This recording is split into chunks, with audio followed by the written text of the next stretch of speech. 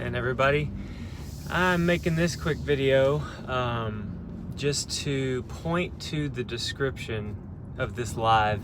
Maybe you can share this video as well if anyone's curious about a few different things, because as you know, I was at the Greg Locke, Pastor Dean Odell creation debate, and it was spicy. It had some issues there with just a lot of high emotions, I think, on Greg's part, and the discussion just it was hard to get the discussion to go anywhere, because it seemed to me like Pastor Locke wanted it to be a globe so bad that he just almost wouldn't listen to what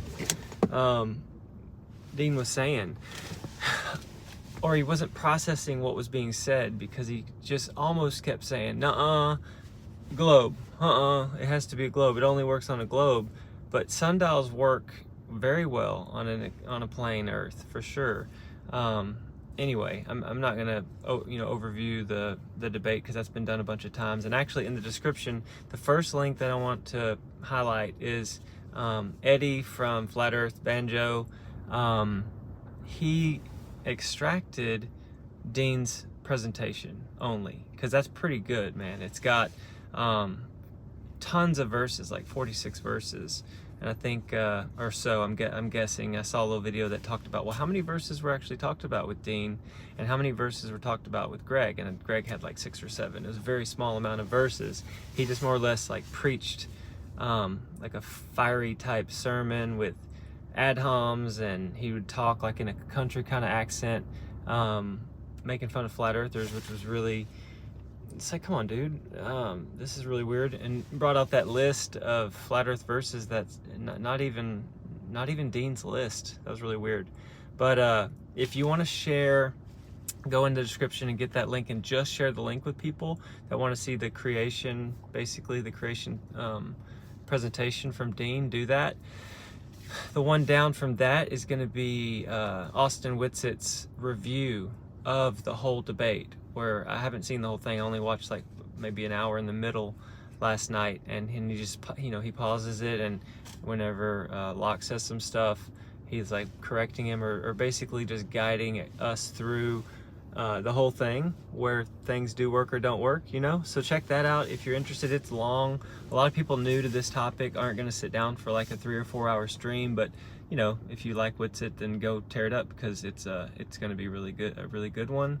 And then at the very bottom, I've shared this with a lot of people already, but this is for folks that are curious, because they've seen the press release that Greg's church put out that's complete garbage. Like, I was there in person. It seemed chill. There was like an easygoing vibe with the whole day. And even when it got like escalated, and it's crazy in the comments, people were like, Dean threw the mic at him. It was like the most gentle, here you go, bro. If you're gonna cut my mic off and kick me out, here's your mic back. And it was like an underhanded toss that like a 7-year-old could catch. It wasn't aggressive at all. Well, anyway, there's a press release that's packed with lies, 100%. I read through the whole thing, and I was like, none of that is true. And so if you want to see what happened after the debate was canceled, just go to the last link, which is Whitsit's original stream, and just cue it up all the way till you don't see the stage anymore. Then maybe back it up if you want to see the actual like fiery end to the debate. And you can see we grab the camera, Whitsit says some stuff, we go outside, some people say some stuff, and then we see Dean come out, and I walk over there with the camera, and like I had it above my head, and we were just kind of chilling and talking with Dean, getting some some of his feedback just post it getting shut down. And then we ended up, I was able to pray over Dean, which was really cool. Just, I felt in my spirit like the best thing we can do right now is pray for the people that were in there.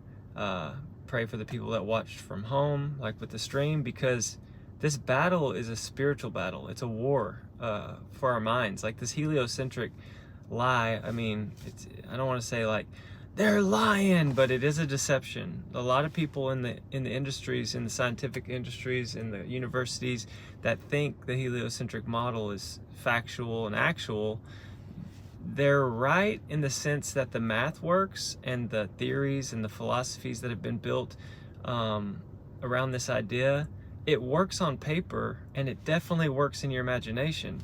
But when you look around and actually traverse the plane and do measurements and, you know, look around and you're like, oh my gosh, this really is perspective, like the way that we see the world. And they took how we see the world and they constructed a globe out of it with working math. And so some people are like, well, how do we have a cell phone now without the globe? Well, technology would advance anyways. Technology and you know, things getting smaller and refining and stuff like that. It's like the globe isn't necessary for that. So that's just kind of like wrong thinking. Well, I got to run in here. I'm going to the chiropractor, been training a lot, getting ready to run the Houston Marathon. So I'm going to go handle some business, but check the links below. Thank you guys for all your prayer over this topic. Like I was saying, it's like there's a veil over a lot of people's eyes and they cannot see it. Even if you show them all the evidence in the world, they snap back to the globe because of the programming from when we were all little kids. I mean, for almost 500 years, this has been going on. And the cool thing is, if you're on the fence and you're not sure, that's totally fine. Just do quality research. Maybe get Dave's app. Just go to flatearthdave.com. It's like $3. Get the app. I mean, the worst case is if you think you can disprove flat earth or prove the globe, Dave Weiss has an ongoing challenge where you can get 3 Bitcoins for 1 proof of the globe. You just have to watch the video of the day, you know, maybe for a couple weeks he asked, just to get your head like around what actually the topographical extended plane that we live on could be. And there's a question section. You can go in there and hit the question mark on his app, and it has all the basic questions that people have. Because when people first hear about this information, they're like, well, what about this and what about that? And like, you can be answering those questions, but all they're worried about is all the influx of more questions that they have that is freaking them out to believe like we can't leave this place. There's a firmament. You can only go so far. There is no outer space like way out there. And all the planets are just luminaries. It's just lights in the sky, and they're all closer. So it is trippy to wake up to a reality that's not what we were all told and taught. But it is possible to break free from the programming. I mean, it took me 4 months of research to do so, and I've been a biblical cosmology believer for 2 years now, and I'm comfortable. I mean, I'm on camera. I would go on the news and talk about what I believe the world to be. And last thought in closing, even though we're getting closer to understanding that what the ground under our feet is not moving, that's a fact. I mean, it's not. Interferometry shows it, Dayton Miller's experiment, Michelson-Morley, just all experiments that have ever been done have shown no motion. And that's why Einstein came up with the theory of relativity, and he came up with these theoretical models to fix the problem that the earth is stationary and fixed. So that's kind of a beautiful idea, and it's a beautiful feeling that, like, if you have coffee on your back porch every single day, or if you go visit a friend in your hometown, that kind of brings back memories of you growing up there. You're literally going back to the same place that you've always gone to. You're not slinging on a planet around the sun, all just kind of going way through the vast universe. You know what I mean? You're in the same spot, and that's some consistency. Spiritually speaking, it's consistency. It feels good. So the stability that's come believing that we're not spinning and twirling has been profound, and it's been very comfortable. Once you realize that, you know, history is pretty much fabricated and there's so many lies, so many deceptions, once you get over the fact that that's unsettling, that truth, then you can start plugging in with people and talking with folks about it, you know, about what you feel about this or that, and turning back to the basics, which is connecting with people in love, being friends with people, talking it out, working it out, and hey, chilling. So it's funny. It's my first. You got my first like pop-up comment in a live, because I've just been doing these short lives and hopping off. So that's cool. Yeah, I don't even remember what I was saying, other than the fact that peace comes joy comes when, I mean, the truth. I think with the truth comes these stability feelings. And so keep sharing it, keep being a light.